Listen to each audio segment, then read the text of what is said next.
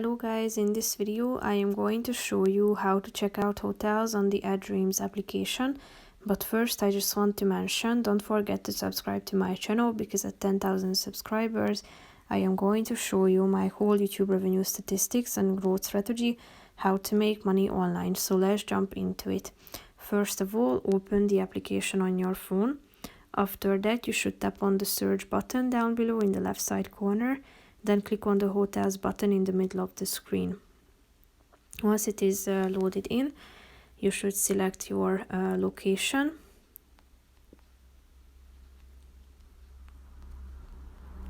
Type it in into the search bar. And here you can find the relevant results. You can apply filters by tapping on the filter button, selecting the budget, then selecting from these popular filters such as spa and wellness center, hot tub, jacuzzi, spa facilities. Then you can select facilities such as no smoking rooms.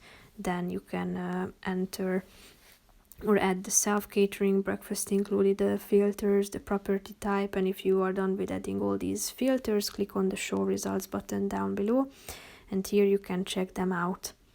So tap on the relevant one and see the description and the pictures. That's pretty much it for this video, guys. See you in the next one. Bye bye.